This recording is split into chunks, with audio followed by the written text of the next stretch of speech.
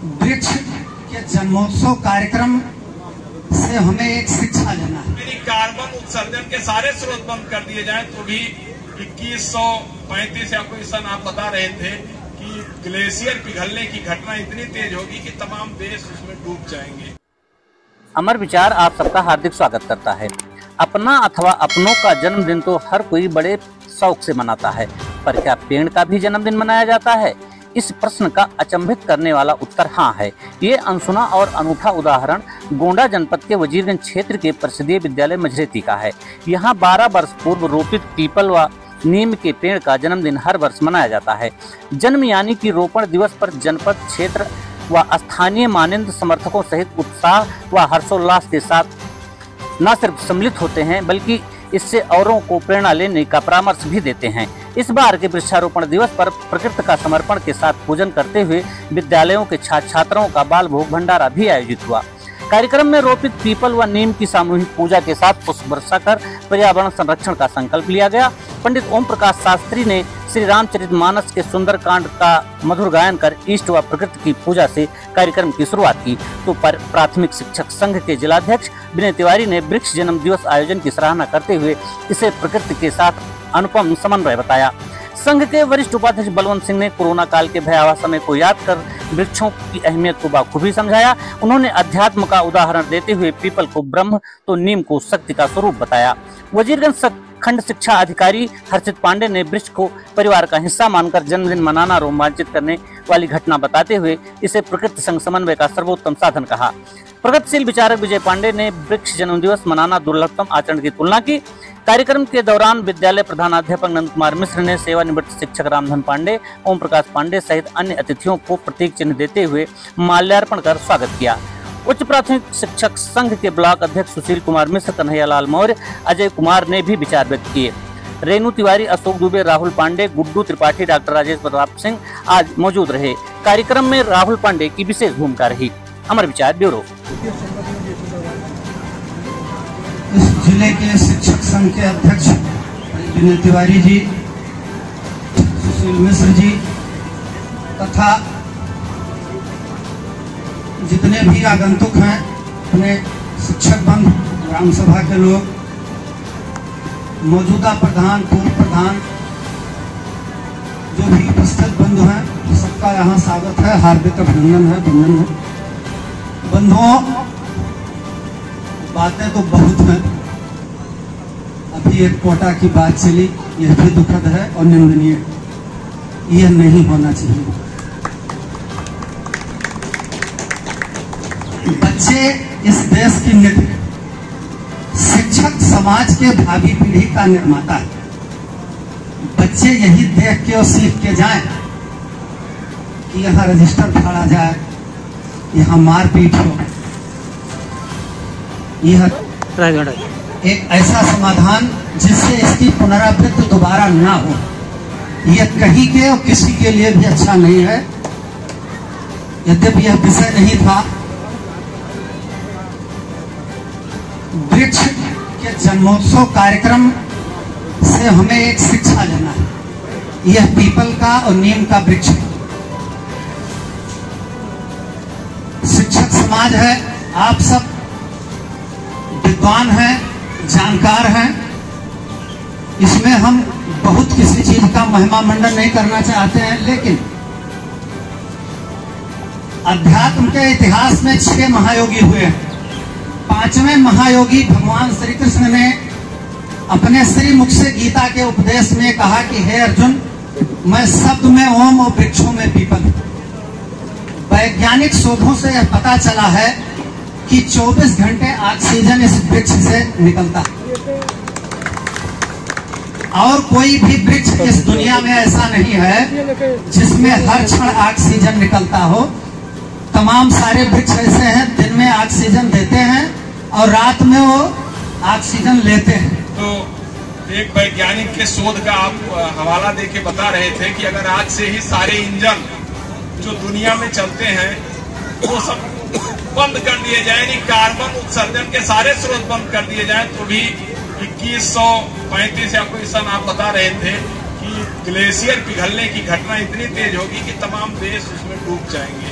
तो ऐसे देश समाज के लिए चिंतन करने वाले हैं। और आपने वृक्ष जन्मोत्सव के अवसर पर जो दोहरी शिक्षा नीति पर सवाल उठाया और आपने कहा कि हम माननीय सांसद और माननीय विधायकों के द्वारा संसद और विधानसभाओं में इसकी आवाज उठवाएंगे, आपका ये प्रयास काबिले तारीफ है। आपकी सोच को मैं प्रणाम करता हूँ और कहना चाहता हूँ कि हमारे प्रदेश के यशस्वी मुख्यमंत्री आदरणीय योगी आदित्यनाथ जी को इसकी भनक है। उन्होंने कोरोना काल से पहले ही हमारे प्राथमिक विद्यालयों में एनसीईआरटी की पुस्तकें लागू करने के लिए अधिकारियों को निर्देश दिया था। अब तमाम चीजें जो कि रिकॉर्डिंग हो रही हैं और हम भी कहीं सेवा शर्तों से बंधे हैं, सरकार के खिलाफ क्या बोले, लेकिन कोई गुरेज नहीं है।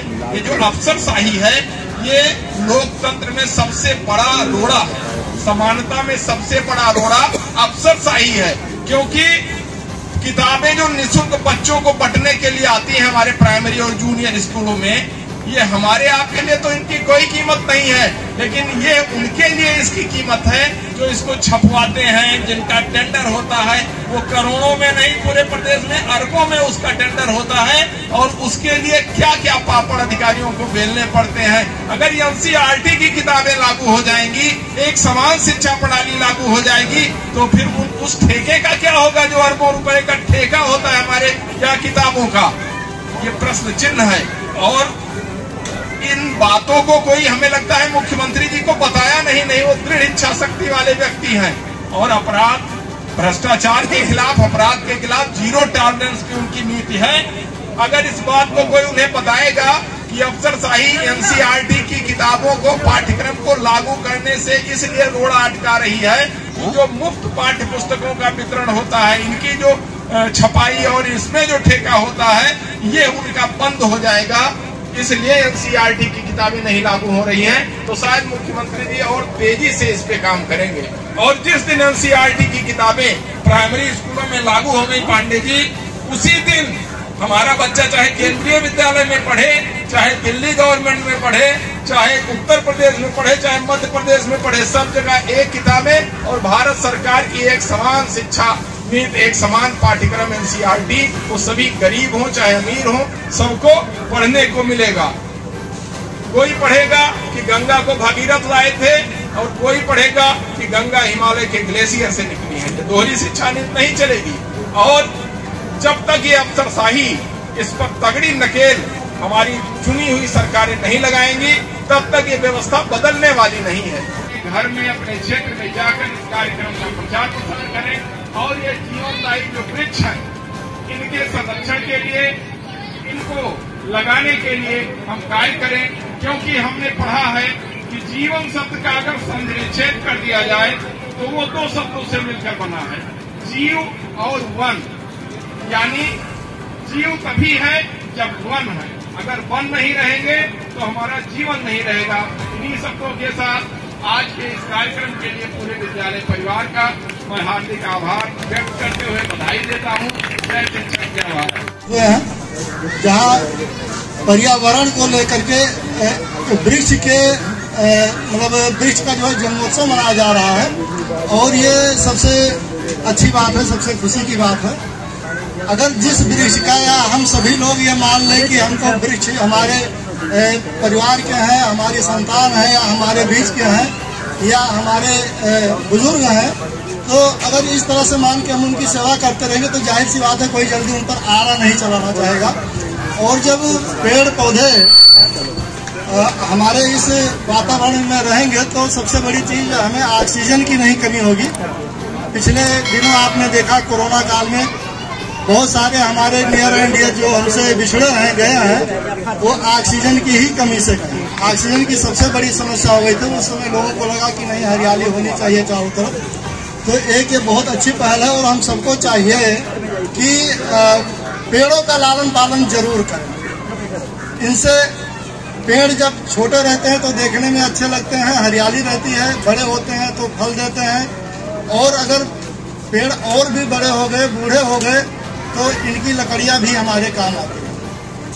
तो कुल मिला करके हमें इनका लालन पालन करना बहुत जरूरी है। खुशियां मनानी चाहिए, इनका जन्मोत्सव मनाया जाना चाहिए और यही हम आप लोगों से अपेक्षा भी करते हैं। धन्यवाद। नंद कुमार मिश्रा जी को जाता है और हम सब यहाँ हर साल एकत्रित होते हैं इसी जोश खरोश के साथ कि हम उसको भूलें ना और वृक्ष लगाएं और वृक्ष लगाने के बाद उसकी देखभाल भी करें जिससे वो वृक्ष बड़ा भी हो, फल भी दे, छाया भी दे और प्रदूषण से हमें मुक्त भी करे। धन्यवाद। और प्रिंसिपल के चारों पाकिट रुपया से फूलवा और पढ़ी डिग्री मिल जाए फिर दिहले इम्तिहान। ये भी व्यवस्था होती है कि पढ़ी डिग्री मिल जाए फिर दिहले इम्तिहान। ए भैया ही है हिंदुस्तान, ए भैया ही है हिंदुस्तान। खूब कमीशन जौने माँ मिली जाई और डॉक्टर साहब तोहरा के वो है लिखी है दवाई। और तड़प के रोगी बिस्तर ऊपर दे दे चाहे जान, कि तड़प के रोगी बिस्तर ऊपर दे दे चाहे जान। है भैया ये है हिंदुस्तान, है भैया ये है हिंदुस्तान। जय हिंद, जय भारत।